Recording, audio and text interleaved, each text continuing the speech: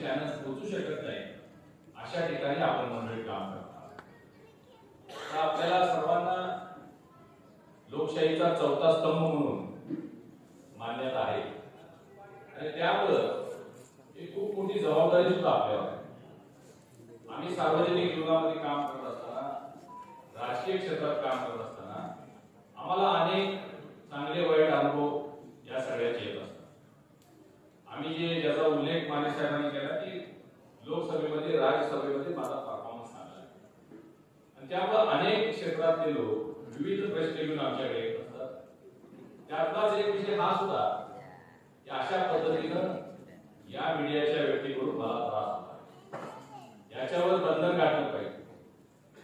आणि म्हणून मी दिल्लीमध्ये कार्यरत असताना 1 दिवस ब्रॉडकास्टिंग इन्फॉर्मेशन ब्रॉडकास्ट सेक्रेटरी यांच्याकडे एकदा जाऊन मुद्दाम या विषयावर चर्चा केली.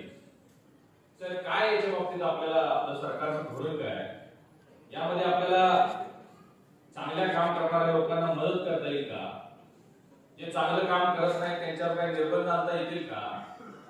तर त्यांनी सांगितलं भारताची अर्थव्यवस्था जशी मुक्त आहे तसा हा प्लॅटफॉर्म सुद्धा मुक्त आहे. याच्यावर आपल्याला कुठलेही बंधन किंवा रेग्युलेशन घालता येणार नाही, कारण एका छोट्यातल्या छोट्या एका ग्रामीण भागातल्या अशा पद्धतीच्या डिजिटल मीडियाच्या एखाद्या वृत्तपत्रावर किंवा एखाद्या चॅनलवर, युट्यूब चॅनलवर जर बंधन घातलं तर तो कायदा देशातल्या ज्या उच्च वाहिनी आहेत त्याला सुद्धा तो कायदा लागू होईल.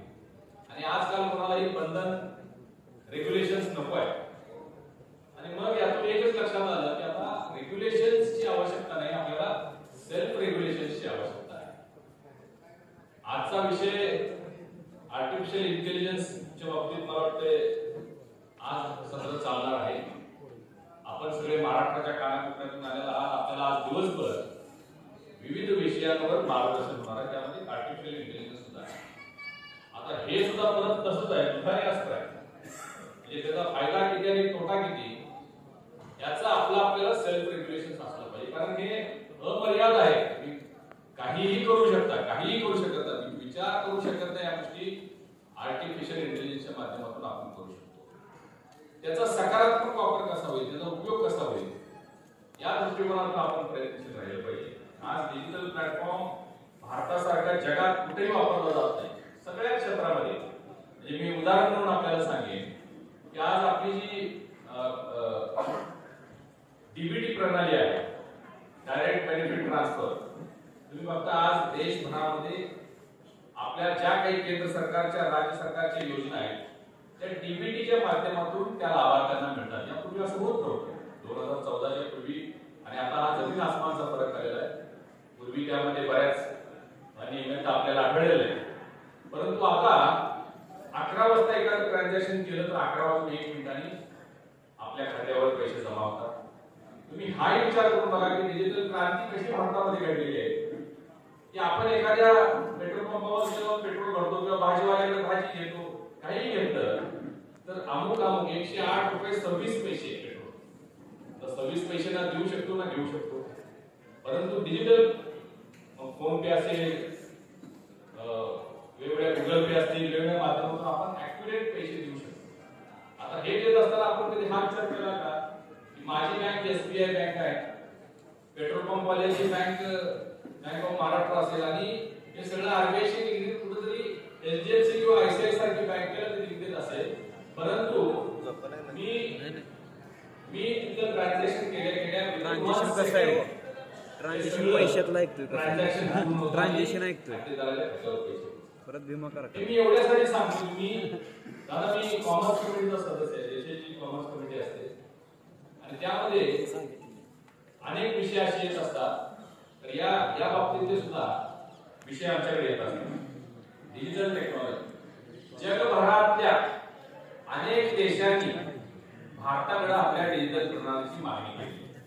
म्हणजे आपल्यासारखी व्यवस्था अमेरिकेसारख्या प्रगत देशाकडे सुद्धा आज नाही आहे.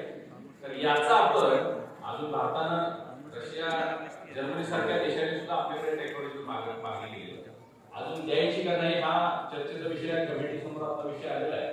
परंतु आपण या सगळ्यात अग्रेसर आहोत हे मला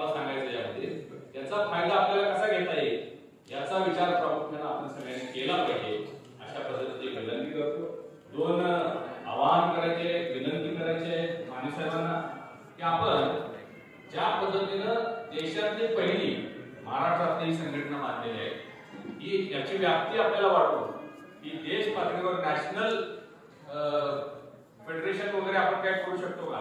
तुम्ही करू शकता. तुम्हाला महाराष्ट्र नेहमीच सगळ्या बाबतीत अग्रेसर असतो. तर त्या बाबतीत एक आपण विचार करावा आजच्या या मेळाव्याच्या माध्यमातून. आणि दुसरा एक विषय मला आपल्या सर्व बांधवांना विनंती करायची आता शक्य आहे नाही तुम्ही ठरवायचं आहे की आपण सगळेजण प्रत्येकाचे 5,000 पासून 1 कोटी पर्यंतचे आपले सबस्क्रायबर्स आहेत, फॉलोअर्स आहेत किंवा आपले व्ह्युअर्स आहेत. तर असं होऊ शकतं की आपण सगळ्यांनी एकमेकाला सबस्क्राईब करायचं. किती कोटीने तुमचा रीच वाढेल तुम्ही बघा. आज काय मला माहिती आहे कॉम्पिटिशन आहे. एका तालुक्यात 2 चॅनल असतील तर त्याचं ते असतंच. परंतु आज तुम्ही इथं आलेला तुमच्या सगळ्यांचा डेटा आज माने साहेबांच्यावर जमा आहे. जर आपण ठरवलं हे जर नेटवर्क तुम्ही तयार केलं महाराष्ट्र राज्याचं, कारण सगळ्यांना आता घरात जाऊन टीव्ही बघायला वेळ नाही, रोज सकाळी उठून पेपर वाचायला वेळ नाही. माने साहेबांनी सांगितलेलं वस्तुस्थिती सगळं हातामध्ये आपल्या हाताच्या बोटावर आपल्याला न्यूज पाहिजे. आता न्यूजचं पण काय बोलण्याची आवश्यकता नाहीये. न्यूज पूर्वी नुसत्या न्यूज असायच्या, पुन्हा त्या ब्रेकिंग न्यूज मध्ये आल्या. आता त्या अति तातडीच्या न्यूज आलेले. पूर्वी 3 ब्रेकिंग न्यूज असायच्या, पुन्हा 10 झाल्या, आता 50 झाल्या, 100 झाल्या, तर 200 सुपरफास्ट ब्रेकिंग. हे सगळं आहे. आणि हे बदल म्हणजे वाढत जाणार आहे. काय बदल आपल्याला काय करण्याची किंवा आवश्यक सूचना नाही आहे. आणि आपण जर एक अशा पद्धतीचे नेटवर्क तयार केलं तर एकमेकांनी मग भाषेचा प्रश्न असू शकेल किंवा काय असू शकेल तर त्या बाबतीत एआयचा वापर आपण करू शकता. तर या दृष्टिकोनातून मला विनंती आपल्याला करायची होत्या की आपण निश्चित त्या बाबतीत विचार करावा. आज या कॉन्फरन्ससाठी आपण मला निमंत्रित केलं, मान सन्मान दिला, दादांचा उल्लेख आपण केलेला. ज्या पद्धतीनं तुम्ही सांगितले की तुमच्या संघटनेला दादाचं पाठबळ आहे, असंच दादाचं पाठबळ सगळ्यांना आहे. आणि मार्गदर्शक छत्र आहेच आपल्या सगळ्यांना. दादाने अशा अनेक संघटनांना जे जे त्यांच्या वाढीसाठी आवश्यक आहे, उपयुक्त आहे, ते देण्याचं काम केलेलं आहे. कुणाचं नाव घेत नाही किंवा काही उदाहरण सुद्धा मी देणार नाही. परंतु राजनेता कसा असावा तर चंद्रकांत दादा सारखा असावा असे एक मला आवडतं. आपण अशा 2 प्रमुख मान्यवरांना आपण इथे निमंत्रित केलेलं आहे. त्यामध्ये मलाही उपस्थित राहण्याचा सन्मान दिला. त्याबद्दल सर्व सहयोगिकांचे मनापासून आभार व्यक्त करतो. धन्यवाद. जय हिंद, जय श्रीराम.